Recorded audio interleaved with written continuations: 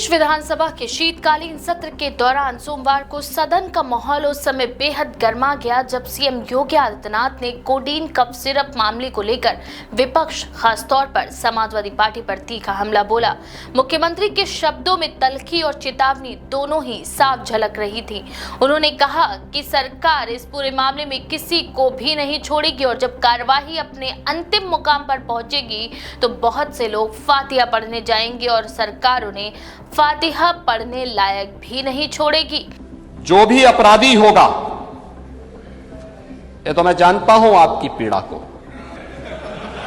क्योंकि जब सरकार की कार्रवाई अपने अंतिम उस तक जाएगी तो आप में से बहुत सारे लोग फतिया पढ़ने के लिए जाएंगे वहां।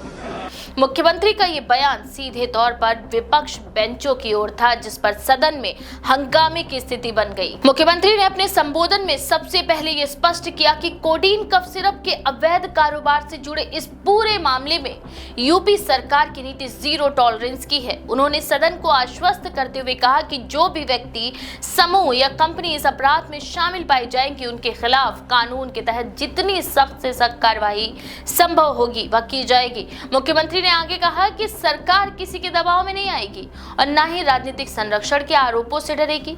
उनका कहना था कि इस तरह के अपराधों ने समाज को खोखला बना दिया है और युवाओं के भविष्य को काफी हद तक बर्बाद किया है, इसलिए सरकार का रुख पूरी तरह कठोर है। मुख्यमंत्री ने सदन में अब तक की गई कार्यवाही का विस्तृत ब्यौरा भी रखा। उन्होंने आगे बताया कि इस पूरे मामले में अलग अलग जिलों में छापेमारी कर अब तक 77 लोगों को गिरफ्तार किया जा चुका है। जांच एजेंसीज लगातार नेटवर्क को खंगाल रही हैं और आने वाले दिनों में और भी गिरफ्तारियां हो सकती हैं।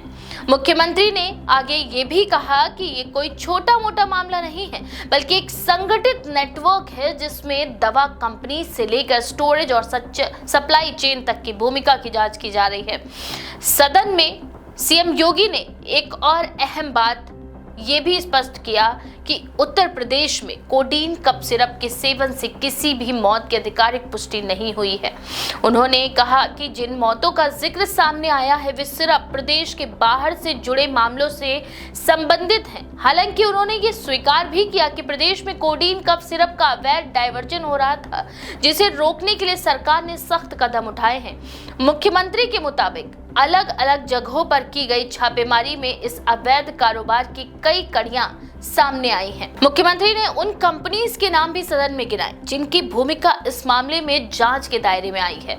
उन्होंने बताया कि वाराणसी की शैली ट्रेडर्स, सहारनपुर की अबोट हेल्थ केयर और गाजियाबाद व दिल्ली से जुड़ी एक लेबोरेटरी के नाम सामने आए हैं।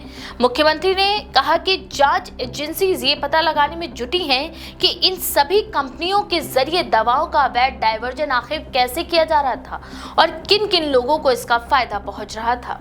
इसके बाद मुख्यमंत्री ने विपक्ष पर सीधा हल्ला बोलते हुए समाजवादी पार्टी का नाम लिया। उन्होंने कहा कि वाराणसी में जिस स्टोरेज का इस्तेमाल आरोपी शुभम जायसवाल कर रहा था वह मनोज यादव का है।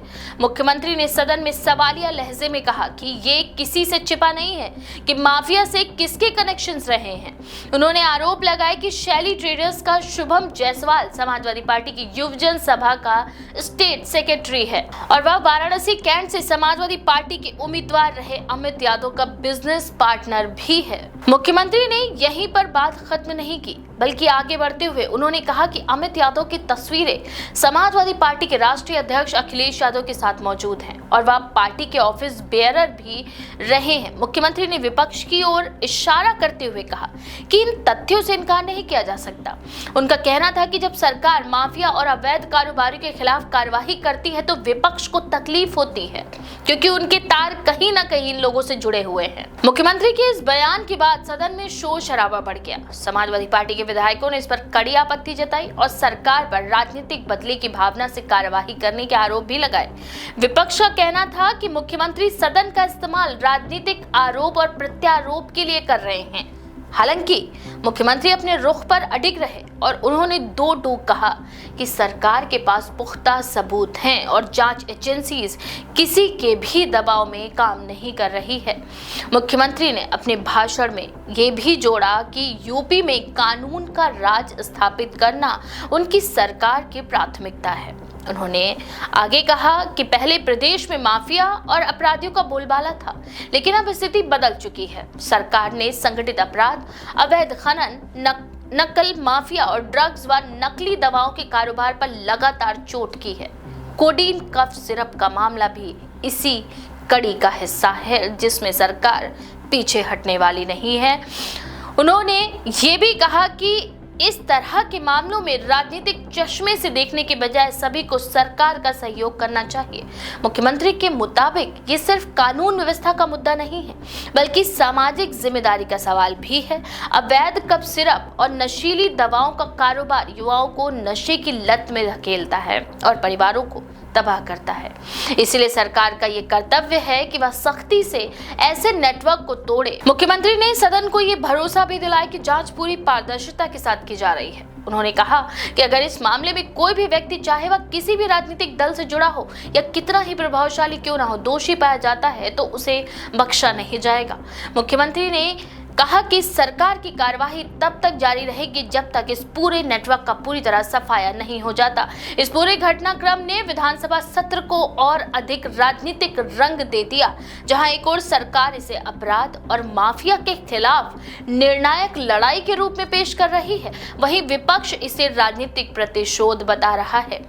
हालांकि मुख्यमंत्री के तीखे तेवर और फातिया पढ़ने वाले बयान ने ये साफ कर दिया है कि आने वाले दिनों में ये मामला सिर्फ जांच तक सीमित नहीं रहेगा, बल्कि प्रदेश की राजनीति में भी इसका असर लंबे समय तक देखने को मिल सकता है। तो सीएम योगी के इस तीखे तल्ख तेवर के बारे में आपका क्या विचार है? अपनी राय कमेंट सेक्शन में जरूर लिखें। ऐसी और भी लेटेस्ट अपडेट्स के लिए देखते रहें द पेज 19।